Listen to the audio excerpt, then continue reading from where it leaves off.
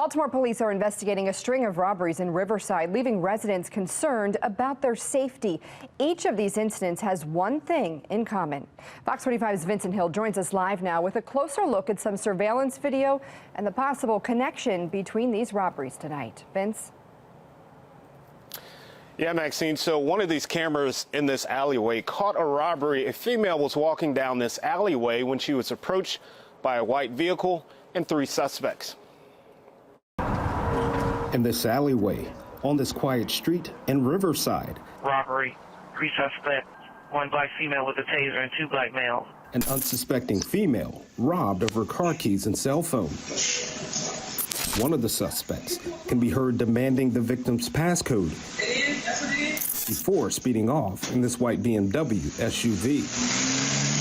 According to Baltimore police, that white SUV used in multiple robberies in the area. Be advised that the recent robberies up there involving that white BMW. A few days before, just 2 blocks away, The female was just robbed across the street. another unsuspecting person walking down the street before being robbed. All we have is a white SUV, a possible BMW. By likely the same suspects in the same vehicle. The recent robberies Well, it's scary. leaving residents on edge. I walk around a lot, I walk everywhere. That's why you live here, so you can walk to all the places around here. They come up in a car and there's 4 or 5 of them. And it's not the first time the Riverside area has been under siege by crime. Cars pulled up, there was a gun. Back in November, Fox 45 told you about a string of robberies that had residents looking at everyone as a possible suspect. It doesn't make anybody feel good, right? To see someone walking down the street and see that they may or may not match a description of people that are going around committing crime. Meanwhile, concerns for safety in the area are quite clear. Are you concerned about your safety when you're just moving about the city? Yes, yeah. And on Friday night, BPD was in a chase of a white BMW X3, but they lost it somewhere around West Lombard Street. Meanwhile, Baltimore police tell me they are investigating this robbery here on Riverside. Right now, no arrest. We're live tonight. Vincent Hill, Fox 45 News. Vince, thank you. Well, Mayor Brandon Scott is touting a reduction in violence across Baltimore. And while shootings and homicides are down, his opponents say residents still don't feel safe. Sheila Dixon took part in a crime walk Friday night in Morrell Park, saying it's time for city leaders to do more to address crimes like car thefts and burglaries. When I come in the house or bring my car and park it in the garage, I don't want to have to feel nervous and have to look around. I shouldn't have to coming into my neighborhood, and no one should. And I know that the police focus on, going after the violent offenders, and we got to do that, but there's a balance. Right. And we've got to be able to deal with these issues because this is why people leave. Fox 45 News also sat down with retired Chief Judge Wanda Hurd, who's growing frustrated with leadership at City Hall. Hurd says there's been too much finger pointing and a lack of action. Car is missing, or there's been a windshield broken. It's affecting my ability to feed my children. Why do we have to choose which things we're going to have and which things we're not? Judges sit on the bench. We don't fix the problems. The job and the responsibility of making it a wonderful place for us to live falls on the person we elected to do that job.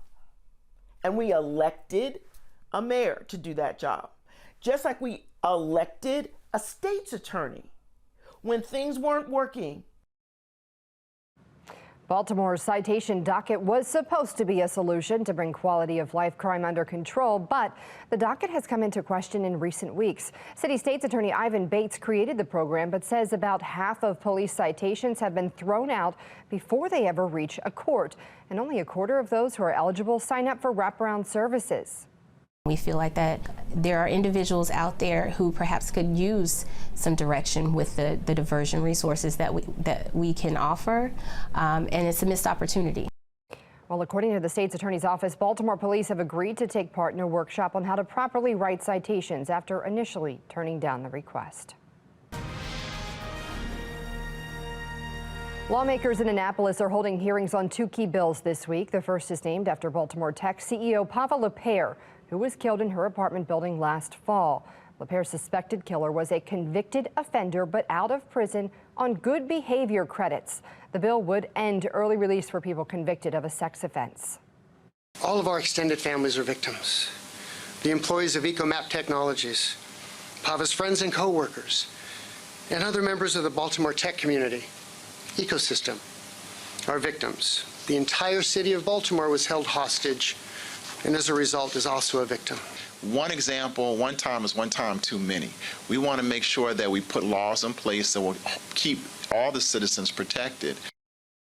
The House of Delegates will also hold its second hearing on an extensive juvenile justice reform bill. The bill has 3 pillars. Democrats want to extend probation for young offenders, expand certain criminal charges to children as young as 10 years old, and reform the intake process within the Department of Juvenile Services.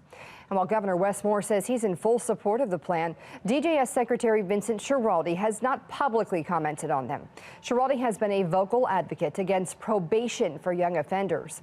Governor Moore insists that Schiraldi's views have no impact on his crime plan. Baltimore pastor P.M. Smith disagrees. I know leadership.